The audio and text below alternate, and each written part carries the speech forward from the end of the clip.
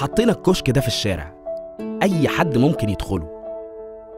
جوه الكشك سألنا الناس سؤال واديناهم دقيقتين، دقيقة يردوا على السؤال ودقيقة يقولوا أي حاجة في نفسهم، أي حاجة. جوه الكشك ده هتبقى أنت المصور، الضيف، وكمان المذيع. مش مظبوطة الكاميرا يا جماعة، كل شوية هنفضل نظبطه في الكاميرا. على فكرة الكشك ده هتلاقيه بيلف في كل حتة في مصر، وممكن تصحى من نومك تلاقيه واقف تحت بيتكم أو في الحتة بتاعتكم. زيع أنت جوه الكشك، هتشوف وتسمع فعلا المصريين الحقيقيين. ما قلنا لهمش يعملوا كده، بس هم عملوا كده. بيك رولز وبيك ستيكس مش قرمشة على الفاضي. سؤال حلقة النهاردة: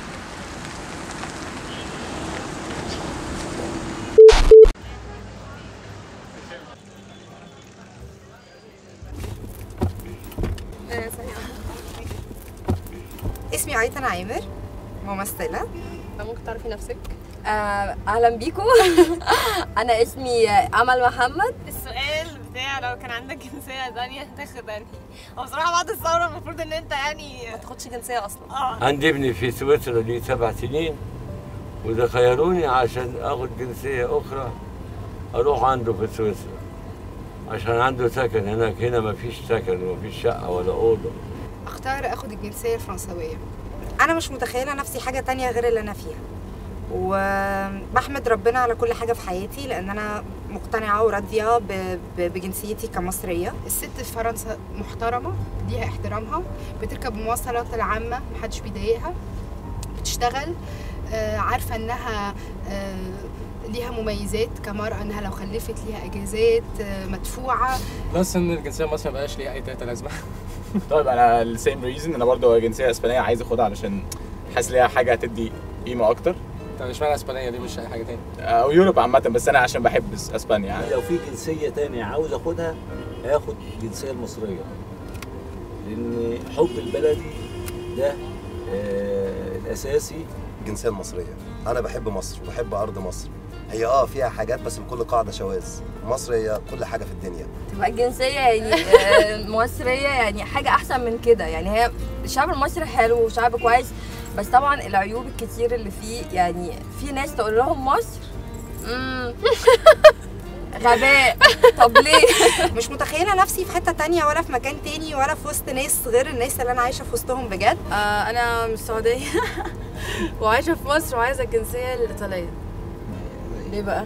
علشان بحب إيطاليا. عشان الباتشينو. عشان الباتشينو بالظبط، عشان الباتشينو وروبرت دينيرو. ممكن ناخد الجنسيه الطليانيه عشان يعني بحب الايطاليين، عشان بحس ان هم يعني قريبين شويه من مصر، واكلهم كمان الباستا والحاجات دي حلوه والبيتزا بس كده. ناخد الجنسيه الالمانيه. ليه؟ علشان خاطر الجنسيه الالمانيه دي الناس كلها بالذات الالمان بيحبوا جنسيتهم جدا، بيحبوا بلدهم جدا، ما بيتكلموش لغه غير لغتهم. انا هقول فلسطينيه. طب ليه؟ لسبب وحيد، ان القضيه الفلسطينيه تهمني اكتر من اي قضيه تانية. مش هقول امريكانيه بقى عشان الامريكا قويه وكده. وممكن يعني احنا ممكن نحاول ان الشعب المصري فعلا يعني يتغيروا. مش لازم ابقى ماشي في الشارع يعني بشتم اللي حواليا من غير سبب. لا بتفضلي بتشتمي على طول، وانت راكبه العربيه بتشتمي في كل حاجه وانا باكل، والناس يعني حاجات بجد غباء. دلوقتي بقى قول اللي في نفسك. هذا البرنامج برعاية بيك رولز وبيك ستيكس. انا اسمي سدين وانا من السعوديه برضو، احنا بنات خاله. احنا 3 اخوات، حبيبه خطاب وعيشه خطاب ووسيله خطاب. انا حلمي اللي اطلع شيف، وعايز اسافر امريكا عشان هاخد جنسيه واطلع فيها شيف. انا بحب الحياه وعندي امل كبير في ان الاوضاع هتتحسن وان ربنا بيعمل لنا كل حاجه حلوه بجد. وانا عايزه اقول ان يعني مش عجباني البلد دي. مش عجباني، كل لما اجي اخرج مع حد لازم الاقيها مش نضيفه خالص خالص. نفسي بلدي تبقى احلى بلد في الدنيا، وعشان تبقى احلى بلد في الدنيا لازم يعيش فيها احلى شعب في الدنيا، وعشان يعيش فيها احلى شعب في الدنيا لازم نحب بعض. ايه اللي غني بقى انت يا؟ لا غني ايه يا عم؟ لا غني ايه بس؟ متغربين احنا متغربين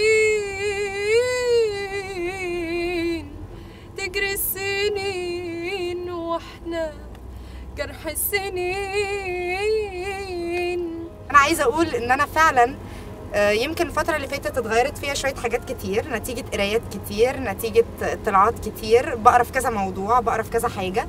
القراية مهمة جدا يا جماعة، هو ده اللي انا عايزة اقوله لكم بجد، لان بتفتح فعلا في افاق المخ حاجات جديدة ومناطق كتيرة قوي كانت ممكن تبقى مظلمة. وانا كنت في الشرطة مساعد شرطة واشتغلت 35 سنة، واخر ما جيت طلعت سنة 86 قلت له سووا حالتي عليا مكافأة، قال لك مالكش.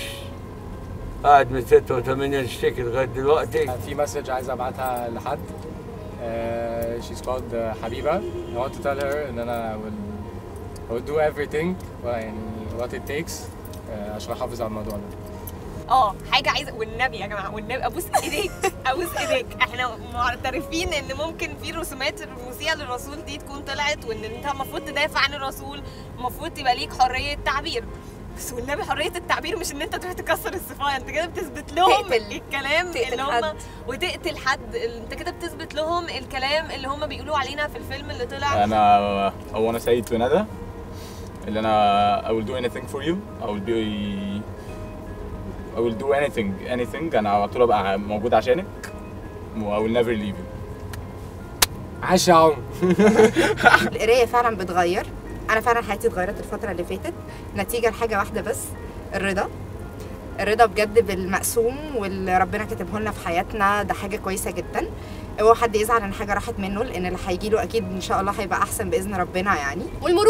المرور اللي في البلد والزحمه اللي في البلد، احنا لحد امتى هضيع عمري في اشاره قصر العيني واشاره قصر النيل احنا لحد امتى هنفضل في الزحمه ديت؟ انتوا بنقف على محور كتير قوي، يا ريت تشوفوا لكم حل في موضوع المحور، مش المحور بس، البلد كلها زحمه اساسا، خميس جمعه سبت حد 2 3 4.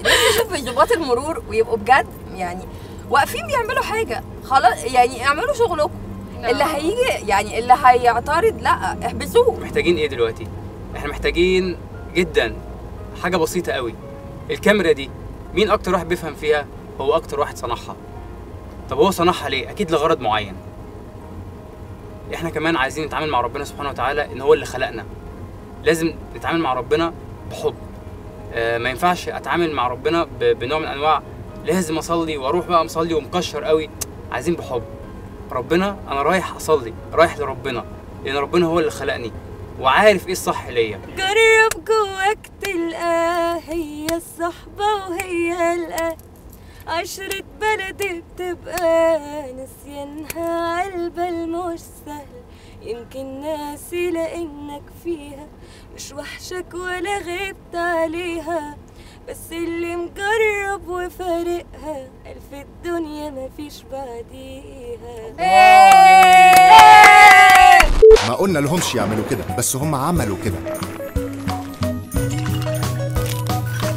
بيك رولز وبيك ستيكس مش قرمشة على الفاضي.